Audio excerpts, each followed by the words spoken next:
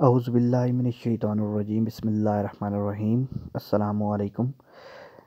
تو ناظرین، آج میں آپ کے لیے اولاد کے لیے وظیفہ لے کر آیا ہوں۔ اس کا تھوڑا سا کچھ چیزیں اس میں نہیں لکھی ہوئی، وہ بھی سن لیں، ٹھیک ہے؟ تو سب سے پہلے یہ ہے کہ 3 دن تک کم از کم میاں بیوی نے یہ وظیفہ کرنے سے پہلے ہم بستری نہیں کرنی۔ یہ وظیفہ شروع کرنے سے پہلے 3 دن تک میاں بیوی دونوں نے ہم بستری نہیں کرنی، ٹھیک ہے؟ مطلب تعلق کوئی قائم نہیں رکھنا ان 3 دنوں میں، ٹھیک ہے؟ اس کے بعد آپ نے یہ وظیفہ میاں بیوی نے شروع کرنا ہے، ٹھیک ہے؟ یہ وظیفہ بیوی پڑھے گی، ٹھیک ہے؟ اس کے خاوند نے نہیں پڑھنا صرف عورت نے ہی ہے یہ۔ تو اس نے عشاء کی نماز کے بعد سورہ الم نشرح 70 مرتبہ پڑھنی ہے، ٹھیک ہے؟ سورہ الم نشرح 70 مرتبہ، یا مصور یا اللہ، یہ اس نے 336 مرتبہ آپ نے پڑھنا ہے۔ پھر آیت الکرسی 11 مرتبہ پڑھنی ہے، اور دودھ پر دم کرنا ہے۔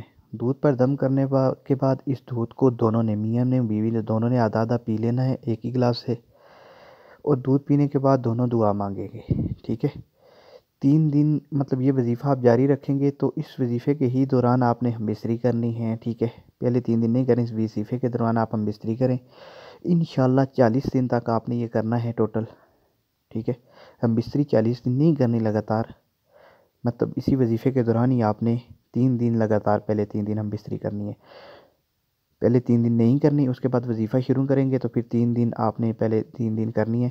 40 دن تک آپ یہ وظیفہ کریں گے، انشاءاللہ آپ کو کامیابی ضرور ملے گی، آپ کی دلی مراد پوری ہو جائے گی، اللہ نے چاہا تو آپ کو اولاد نصیب ہوگی۔ تو یہ وظیفہ مکمل ہوتا ہے یہاں پر یہ عمل۔ اگر آپ کو یہ پسند آیا ہے، آپ اس کو کریں، آپ کو انشاءاللہ کامیابی ملے گی۔ میرے چینل کو سبسکرائب کریں، ویڈیو کو لائک کریں، شیئر کریں، تاکہ اور بھی لوگ اس سے فائدہ اٹھا سکیں۔ اللہ حافظ۔